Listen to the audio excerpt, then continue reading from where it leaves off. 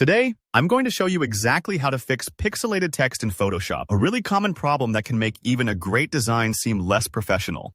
By the end of this tutorial, you'll know how to get clean, crisp text in your Photoshop projects, whether you're working for print or web. Let's dive right in and start troubleshooting together. The first place to check is your anti-aliasing settings. These settings basically control how Photoshop smooths out the edges of your text. If they're set incorrectly, you'll see blocky or jagged text. Pixelation at its worst. So, start by selecting the text layer you want to fix. It doesn't matter if you're working with a headline or a logo, just make sure that layer is active. Next, activate the Type tool by pressing the letter T on your keyboard. This will let you edit the text and reveal the relevant options. Now, draw your attention to the options bar at the very top of your screen. Look for the drop-down menu labeled anti-aliasing. If you see it set to none, that's usually a sign your text will look jagged or rough. Click that menu and change it to smooth. That's my personal go-to, but you can also try sharp, crisp, or strong depending on the look you're going for. Don't worry if you're not sure which one to choose. Just click around and watch how the edges of your text change. Anti-aliasing is like Photoshop's way of painting a gradient along each letter's outline, helping everything blend beautifully with your background. Once you've sorted your anti-aliasing, let's make sure your view isn't tricking you. Pixelation can seem much worse, or sometimes even invisible when you're zoomed way in or way out. It's easy to forget this.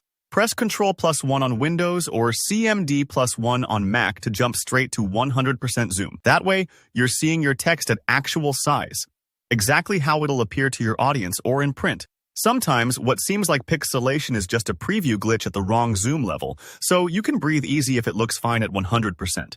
If your text still looks a little rough, especially when printing, resolution might be the culprit. For print, you want a resolution of 300 pixels per inch, ppi.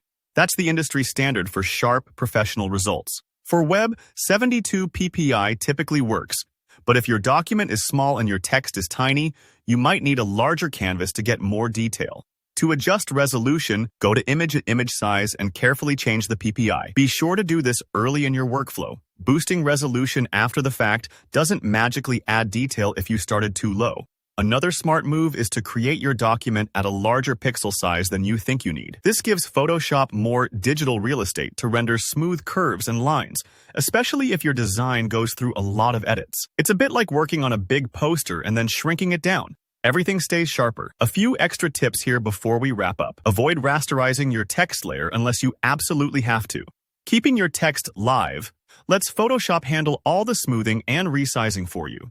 Once you rasterize with right-click, Rasterize Type, the text becomes regular pixels, and further scaling can blur things quickly. If you want ultimate sharpness and scalability, consider designing your text in Adobe Illustrator first.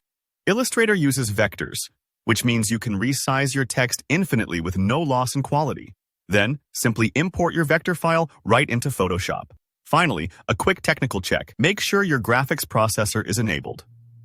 Head over to Edit Preferences, Performance, Windows, or Photoshop. Preferences, Performance, Mac, and confirm that Use Graphics Processor is ticked on.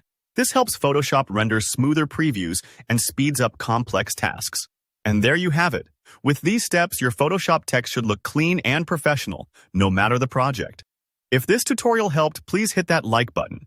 Drop a comment if you have any questions or run into tricky issues. And don't forget to subscribe for more Photoshop tips and creative tutorials. Thanks for watching, and I'll see you next time.